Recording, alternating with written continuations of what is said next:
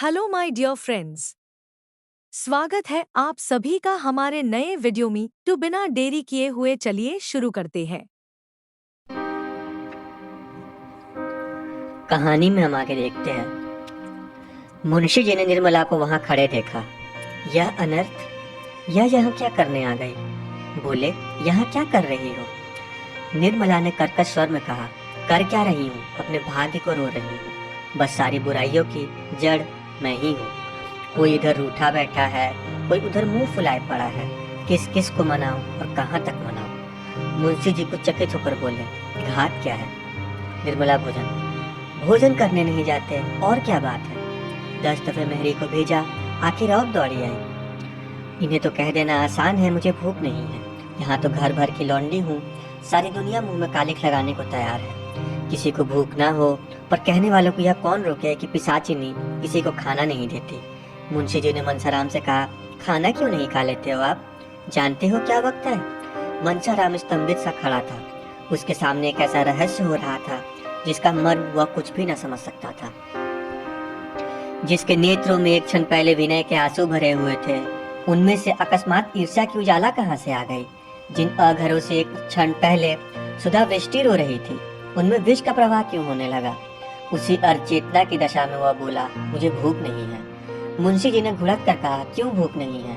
भूख नहीं थी तो शाम को क्यों न कहला दिया? तुम्हारी भूख के इंतजार में कौन सारी रात बैठा रहे?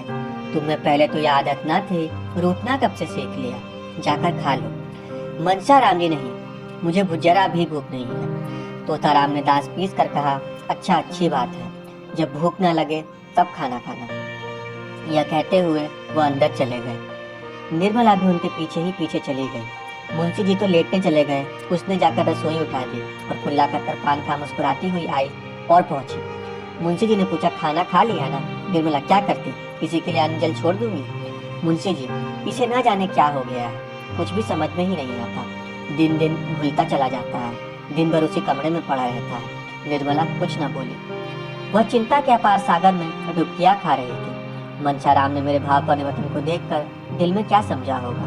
क्या उसके मन में यह प्रश्न न उठा होगा कि पिताजी को देखते ही इसकी त्योरियां क्यों बदल गई? इसका कारण भी क्या उसके समझ में आ गया होगा? बेचारा खाने आ रहा था, तब तक महाशय न जाने कहां से फट पड़े। इस रहस्य को उसे कैसे समझाऊं? समझाना संभव भी है। आह, हाय भगवान, मैं किस विपत्ति में फंस गई हूँ। सवेरे वह उठकर घर के काम धंधे में लगी। सहसा 9 बजे भुट्टी ने आकर कहा, मनसा बाबू तो अपने कागज पत्तर सब एक पत्ते पर लाद रहे हैं। निर्मला ने हक पका कर कहा, इक्के पर लाद रहे हैं? कहाँ जाते हैं? भुट्टी, मैंने पूछा तो बोले अब स्कूल में ही रहूंगा। मनसाराम प्रातः काल उठकर अपने स्कूल के हेडमास्टर के पास गया था और अपने रहने का प्रबंध कर आया था। हेडमास्टर साहब ने पहले तो कहा, यहाँ जगह नहीं है, तुम पहले ही कितने लड़कों के प्रार्थना पत्र पढ़े हो यह जानते हो। लेकिन जब मनसाराम ने कहा मुझे जगह न मिलेगी तो कदाचित मेरा पढ़ना न हो सकेगा और मैं इम्तिहान में शरीक नहीं हो सकूंगा, हेडमास्टर साहब को हार माननी पड़ी। मनसाराम के प्रथम श्रेणी में पास होने की आशा थी। अध्यापकों को विश्वास था कि वह इस शाला की कीर्ति को उज्जवल करेगा। हेडमास्टर साहब ऐसे लड़के को कैसे छोड़ सकते थे? उन्होंने अपने दफ्तर का कमरा उसके लिए खाली कर दिया और मनसाराम वहां से आते ही अपना सामना इक्के पर लादने लगे। मुंशी जी ने कहा, अब ऐसी भी क्या जल्दी है, 2-4 दिन में चले जाना। मैं चाहता हूँ कि तुम्हारे लिए कोई अच्छा सा रसोईया ठीक कर दूं। मनसाराम, वहाँ का रसोईया बहुत अच्छा भोजन पकाता है। मुंशी जी, अपने स्वास्थ्य का ध्यान रखना, ऐसा ना हो कि पढ़ने के पीछे स्वास्थ्य खो बैठो। मनसाराम, वहाँ 9 बजे के बाद कोई पढ़ने ही नहीं पाता और सबको नियम है कि साथ खेलना पड़ता है। मुंशी जी, बिस्तर क्यों छोड़ देते हो, सोओगे किस पर?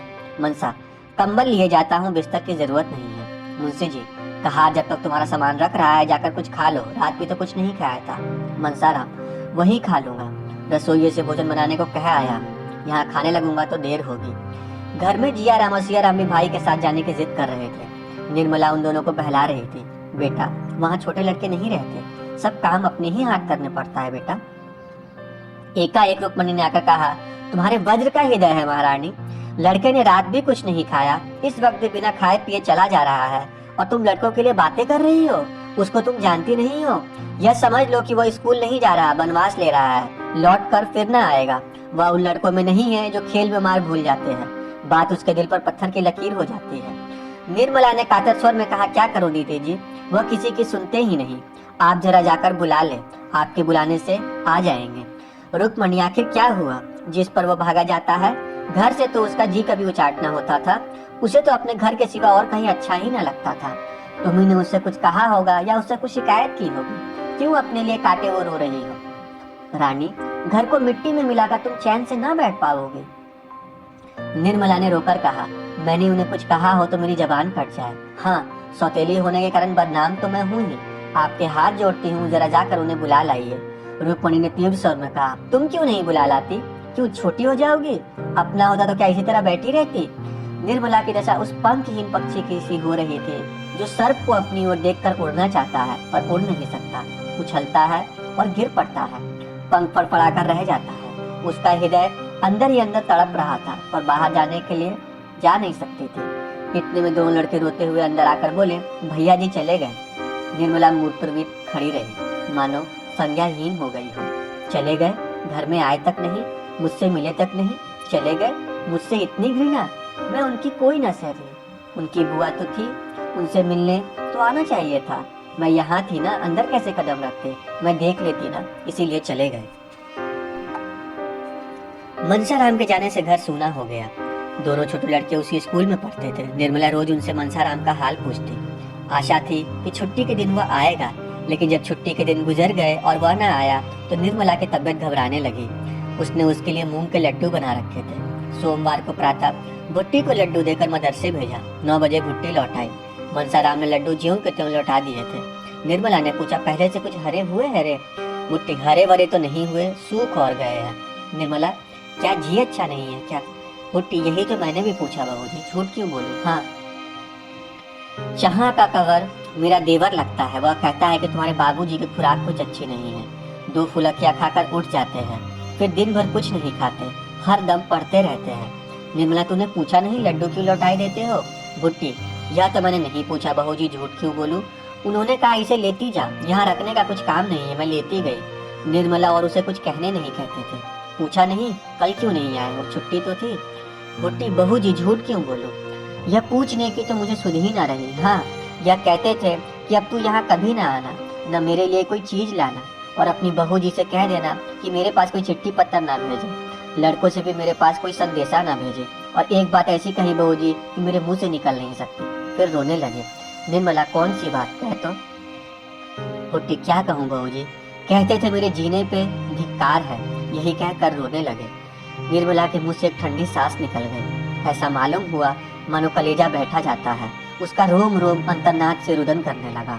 वह वहां बैठी ना रह सकी, जाकर बिस्तर पर मुंह ढककर लेट रही और फूट फूट कर रोने लगी।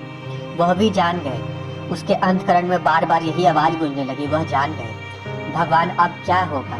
जिस संदेह की आग में वह भस्म हो रही थी, अब सतगुण वेग से धड़कने लगी। उसे अपनी कोई चिंता ना थी। जीवन में अब सुख की क्या आशा थी? जिसकी उसे लालसा होती, उसने अपने मन को इस विचार से समझाया था कि यह मेरे पूर्व कर्मों का प्रायश्चित है। कौन प्राणी ऐसे निर्लज होगा जो इस दशा में बहुत दिन ही रह सके? कर्तव्य की वेदी पर उसने अपना जीवन और उसकी सारी कामनाएं होम कर दी। हृदय रोता रहता था पर मुख पर हंसी का रंग भरना पड़ता था। जिस मुंह देखने को जी चाहता था उसके सामने हंस हंस कर बातें करनी पड़ती थी। जिस देह का स्पर्श उसे सर्प के शीतल स्पर्श के समान लगता था, उससे आलिंगित होकर उसे उतनी घृणा जितनी मर्म वेदना होती थी, उसे कौन जान सकता है। उस समय उसकी यही इच्छा होती थी कि धरती फट जाए और मैं उसमें समा जाऊं, लेकिन सारी विडंबना अपने तक ही थी और अपनी चिंता करनी उसने छोड़ दी थी। लेकिन वह समस्या अब अत्यंत भयंकर हो गई थी।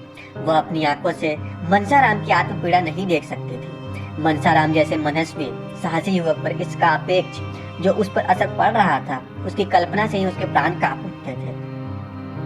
और अब चाहे उस पर कितने ही संदेह क्यों ना हो, चाहे उसे आत्महत्या ही क्यों ना करनी पड़े, वह चुप नहीं बैठ सकती। मनसाराम की रक्षा करने के लिए वह विकल हो गई। उसने संकोच और लज्जा की चादर उतार कर फेंक देने का निश्चय कर लिया था।